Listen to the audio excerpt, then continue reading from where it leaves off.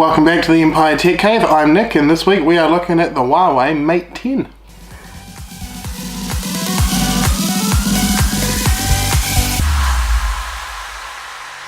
So those that have been with us for a while will know that, for one, a lot of our reviews for consumer electronics are based at a very consumer level. We don't go into the pro stuff. This is more for average Joe user. The other thing that you might remember is that if you watch our vlogs, we did go to the launch of this phone and there was a lot of hype around it, so let's see if it lives up to it. Probably worth noting that I've come from a Samsung S8 Plus, which is still my daily driver, but I have been using this for about 2 weeks now.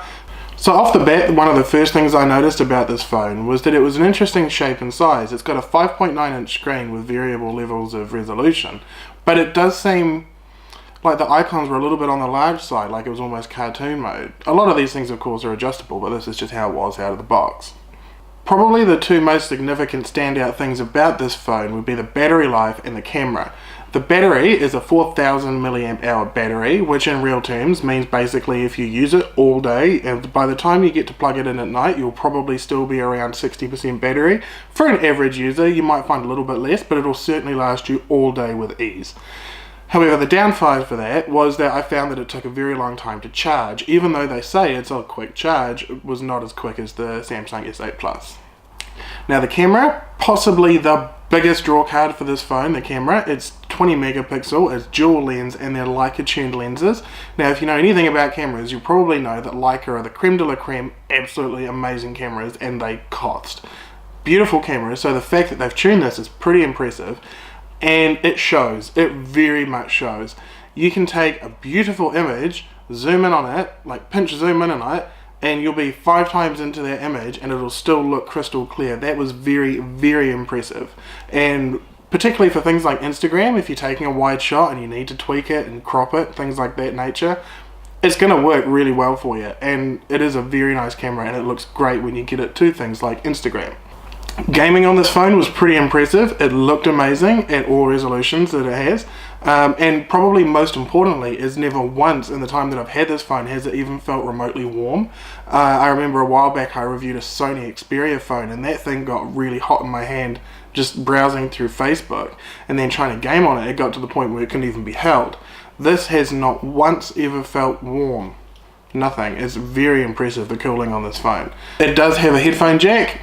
Nice to see that some people still do that, and that's actually quite clever that it's in the top, because I'm the kind of person that puts my phone in bottom first, so it's on top. So if it's in your pocket walking around, you're not going to bend your 3.5, and it actually does sound pretty good too. I've just actually noticed that on the screen here there's a pedometer, which I hadn't noticed before, and apparently today I've done 1300 steps. Cool. One of the big things that Huawei were talking about at the launch of this phone was the artificial intelligence. To be honest, it's a lot of stuff that I'm not going to end up using from what I've seen of it, and I haven't really tried any of it because it's not something that interests me. In terms of daily use, you probably won't notice it, but one thing that apparently it does do, which may prove itself over a longer period of time, is the way that the phone tunes itself to what you actually use in terms of allocating RAM and processing power to the more regular used apps. So for me, that's things like Instagram, Facebook, not really Snapchat, but a little bit, but pretty much just Instagram, Facebook, and then apps for things like GoPro. Which is where it starts to fall apart a little bit. Today I went and bought a Hero 6 because I wanted one, and I tried to connect it to this phone and it wouldn't even recognize it. So I tried it on my Samsung and it connected straight away, worked perfectly. Which leads me into a thing about this phone, is I did notice quite a few problems with both connectivity and app crashing. It is up to date, it's on the latest pack and everything like that, so it's not that, and I was told by the PR company that sent me this to do a specific update, but given that you probably wouldn't be able to do that, I didn't want to do that because it's not the same. You know, I want to review stuff at the same level that you were going to buy it at, so I didn't do that. One thing I noticed was, for example, if you try and open certain apps, one of them being Snapchat, from your lock screen, so you know, you get the notification, you double tap on it, you put in your code, and then it opens, it would crash. And another thing I found with a lot of multitasking, certain apps would crash as well.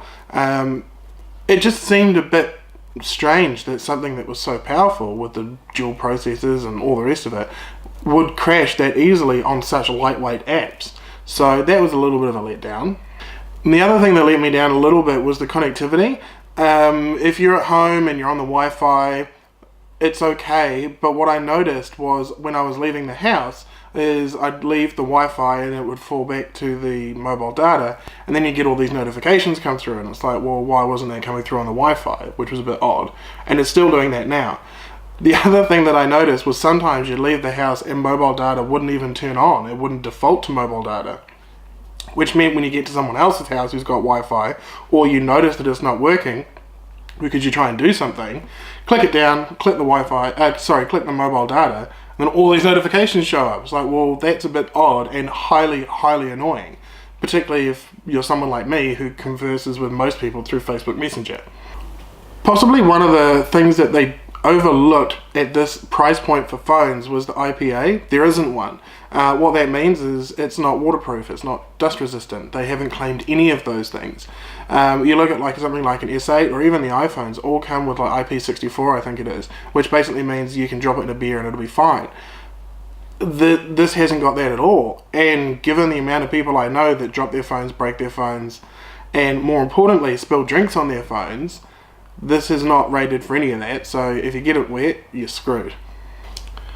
But overall, I mean, it's a nice phone. It's nice in the hand, it's got nice core quality, the camera is amazing, the battery is very impressive, but to me it's just seemed very buggy, and it's not been the most enjoyable experience. And actually, I was planning on going away, and simply because of the fact that this won't play ball with my GoPro, I'm going to go back to my Samsung while I'm away, because this just seems like it's quite limited, which is a shame because I did have high hopes for this, and I would have liked to have taken this camera with me, but I'll be taking another camera anyway. So, I think that it's a big investment. I would definitely say try before you buy if possible, make sure it's going to work for you. Personally, I'm staying Samsung. And I also wanted to note there were two things that happened while I was using this phone since I did that other video, and that was Google Maps crashed entirely, and it got to the point where I actually had to shut the phone down so that I could even use anything else. And it did that with the game that I launched a game to get a clip of that, and that game wouldn't close either. So that's two apps that completely ruined the phone. That meant that I had to shut it down. So yeah, but here's some audio and video from the phone itself so you can see what it's like. Anyway, thanks for watching, and we'll see you next time. Cheers.